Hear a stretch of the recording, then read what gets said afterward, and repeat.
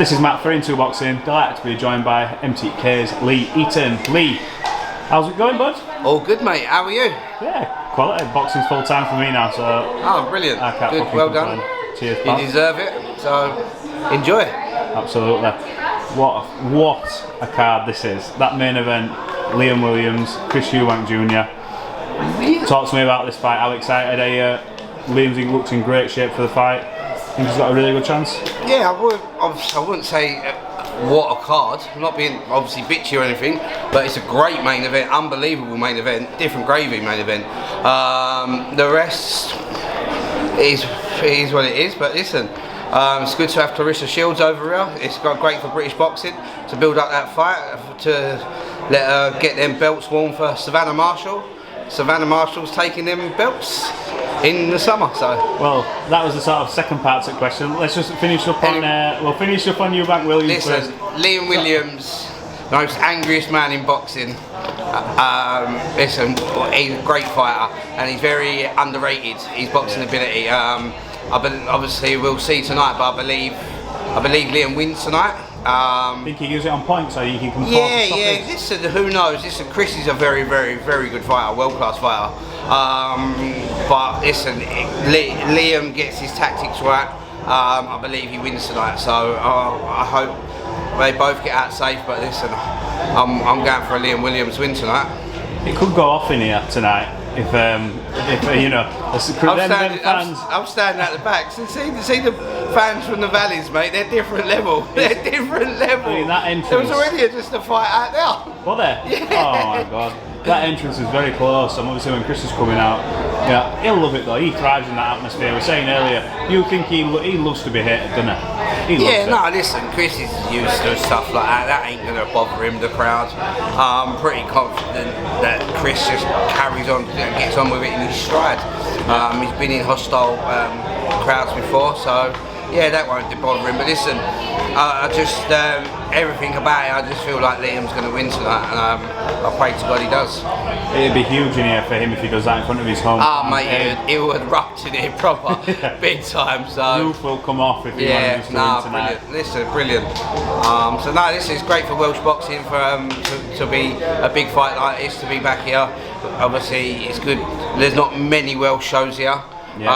Obviously, me and Mo Pryor do shows up here, but to have a big show like this up here is great for Welsh boxing. Right, let's talk about Clarissa Shields. We've already touched on it a little bit now. Yeah. She's had a bit of that superstar aura about her this week. She's come in, she's done the open workout in her slippers, she's brought the belts out, she's had the bling on show. Yeah. She's got that real, American comes from across the pond and she's lapping it up and she's getting the attention that, her accomplishments have deserved. But the big fight we want to see, her, Savannah Marshall, that fight is an unbelievable fight. How big is that fight when you compare it even to the likes of Taylor? First of all, Clarissa Shields got to get through her undefeated challenger tonight. Yeah. She's 23-0, very, very. She's a good fighter. Yeah, listen, I believe Clarissa wins, but listen, it ain't going to be easy. And Savannah's got a tough fight on March 12th. So they've got to both get through their fights, and then I believe it's one of the biggest fights in women's boxing. Obviously, Katie Taylor versus Serrano. He's absolutely doing bits at the minute. Yeah. So I'd love to see that fight in the summer. When we're looking at boxing now, there's so many fights getting announced. We've just seen obviously the purse bid won by Frank Warren. Congratulations to him, by the way, for that. Record-breaking purse bid. Tyson Fury, Dillian White. Looks like it's going to happen. There's a lot of talk in the background and stuff, but looks like that's going to come to fruition. How big a fight is that for British boxing? Two big personalities. It's going to go off, innit? Listen, I don't care. I just want to see the press conference. That's all I want to see. Pay-per-view with that, innit? Pay-per-view, press conference, Tyson Fury, Dillian White, let's go. But yeah, no, listen, obviously it's a massive bid and it just shows your boxing's still alive.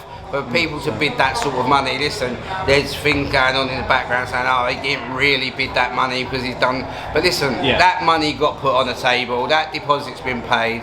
Listen, let's just see the fight. Let's just see the fight. Tyson Fury is the best heavyweight in the world. Nobody is beating him, simple as that.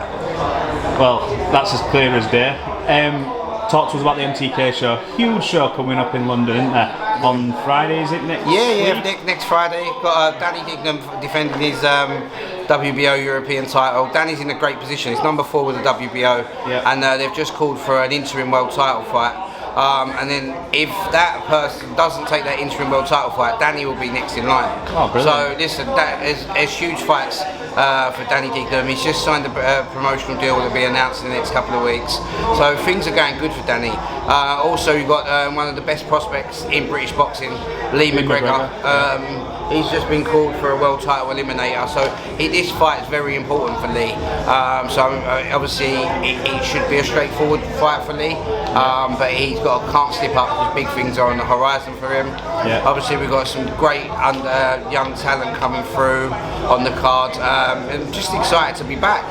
Yeah, it's good, especially when it's your call, isn't it, right? Your call, Your call, fans in your call. Yeah. The home of British boxing. Yeah, 100%. Yeah, just looking forward to it being back. Then obviously on Saturday I've got 7 boys on at Brentwood on the Mo Pryor show. Yeah. 7 fighters on now. Jamie Robinson versus Billy Allerton. And a load of youngsters on now. So yeah, this is busy times. How we like it though, isn't it? We remember behind closed doors. It's not the same, is it? Listen, then we got Josh Taylor, then we got Kareem Garifi, then we got Michael McKinson versus Ortiz. Yeah, let's touch on him right now. He's got a set on him, hasn't he? You know what I mean? He was after Congo. No one wanted to fight Chris Congo. Fair play to both lads. Both awkward. No one wanted to fight him. He won that fight. And then he goes after the day we signed Virgil Ortiz. Sorry, got me words with Virgil Ortiz. Within a minute, I had a text from Mikey McKinson. I'll fight him. I'll fight him. I'm like, mate, just. He went, what about Boots? Boots Ennis. I'm like, no, just calm your fucking boots down. Listen, just calm down. Like, listen, the fights to come. Listen, massive pair of swingers on him. He's going to go out there, listen, and he's going to give Ortiz absolute fits. Listen, people are saying, yeah, Ortiz is going to win, he's going to knock him out, it's going to be an easy fight. Listen, Michael McKinson has got the most confidence I've known out of every single fighter I've ever worked with. That boy is going over there to win in his head. Yeah. If he does, blinded. If he doesn't, it doesn't matter. He comes back and he gets back and goes after every British fighter on the scene. Listen, simple as that. He's taking an absolute chance and he's going out there to give it all.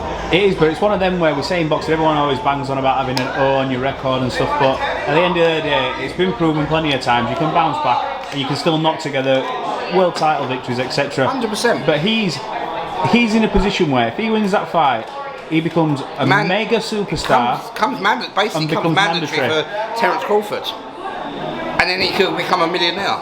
Listen, when me and Mikey spoke, when we first think, I said, my aim as a manager is to get you in a position where you can go buy a house and get a mortgage, And he said, if I can get a house and a mortgage out of fighting, I've succeeded. Listen, he will do that.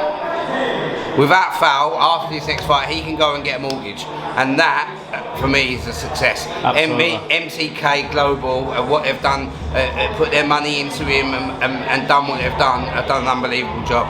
So listen, that's the thing. In boxing, it's about titles. It's about it's a business at the end of the day. But seeing boys succeed, win titles, and then see them get on the property ladder and things like that makes me buzz.